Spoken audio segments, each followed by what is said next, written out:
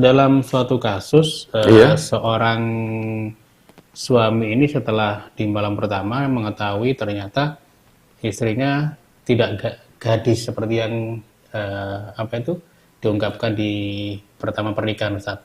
Dalam hal ini suami langsung menggugat cerai dan meminta maharnya kembali. Apakah boleh, Ustaz? Iya. Pertama, dari mana dia tahu kalau kalau istri itu tidak gadis? Sudah terjadi hubungan malam pertama tadi, Ustaz. Kan ada perbedaan nanti. Nah, jadi begini. Tidak boleh menuduh orang itu gak gadis gara-gara hal seperti itu. Jelas ya? Iya. Jadi ketika dia malam pertama kemudian menuduh istrinya tidak gadis hanya gara-gara hal itu tidak boleh. Kenapa? Karena bisa saja, misalnya tidak keluar darah. Bisa saja darahnya itu memang tidak ada, atau gara-gara head yang panas, atau gara-gara dia pernah jatuh, atau itu selaput darahnya sudah pecah duluan, ya. Jadi tidak bisa menghukumi kecuali kalau si gadisnya mengaku. Beda lagi kalau seperti itu. Kalau si gadis mengaku, iya, saya pernah. Nah, itu beda lagi. Nah, bagaimana? Kalau memang seperti itu, pertama, cerai itu adalah haknya suami, tidak usah gugat, dia bisa mencerai. Ya. Kalau dia ingin fasakh ya. Iya. Fasakh itu bukan cerai, jadi membatalkan pernikahan. Kalau ketika akad disyaratkan, saya nikahkan kamu dengan putri saya yang masih gadis. Nah, melanggar syarat, ternyata tidak gadis. Nah, itu bisa membatalkan pernikahan, ya. Maharnya kembali apa enggak? Kalau sudah hubungan badan, tidak bisa kembali. Sudah hubungan badan. Yeah. Ya.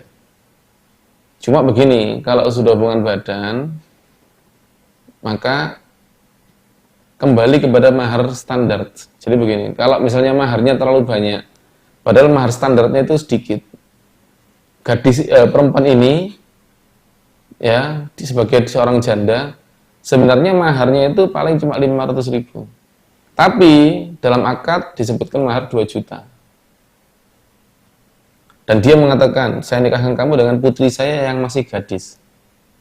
Ya, ternyata sudah tidak gadis.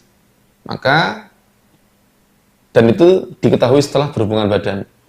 Maka mahar 2 juta itu diambil kembali dan dikasih 500 sesuai dengan mahar aslinya. Kenapa kewajib masih mahar? Ya karena sudah berhubungan badan. Jadi berhubungan badan tetap harus ada maharnya, cuma maharnya mahar mithil. Jelas ya? Iya. Nah, karena ini namanya pelanggaran syarat. Pelanggaran syarat. Jadi kalau disyaratkan. Tapi jika tidak disyaratkan ya tidak bisa. Hanya mengira, ya. Atau pengakuan sebelum akad, salah sendiri percaya. Kalau disyaratkan ketika akad, harus disyaratkan ketika akad. Akadnya biasa, saya nikahkan kamu dengan putri saya, tidak menyatakan gadis. Paham? Yeah. Hanya waktu sebelum akad ngomong, anak saya gadis tulen, 100%, original. Ternyata enggak. Bagaimana? Ya itu salah sendiri, kamu percaya. Jelas ya? Yeah.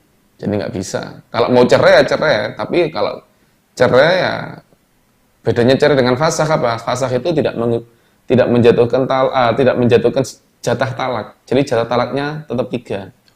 Kalau dia mau nikah lagi. Kalau cerai berarti kan gugur 1 tinggal 2. Yeah. Kalau soal mahar, kalau cerai, kalau sudah berhubungan suami istri ya sudah, maharnya menjadi haknya si istri. Yeah. Nggak ada istilah kembali kepada mahar mithil, standar nggak bisa, karena ini bukan membatalkan pernikahan, ini cerai. Paham ya? Yeah. Kalau cerai, nggak bisa. Itu kembali kepada mahar mithil itu, atau kembali kepada mahar standar itu adalah ketika terjadi pembatalan pernikahan. Ya, dibatalkan karena terjadinya sebuah cacat atau aib yang ada sebelum akad atau sebelum berhubungan badan, yang mana dia tidak tahu, ya. Iya. Taunya setelah berhubungan badan, begitu. Baik.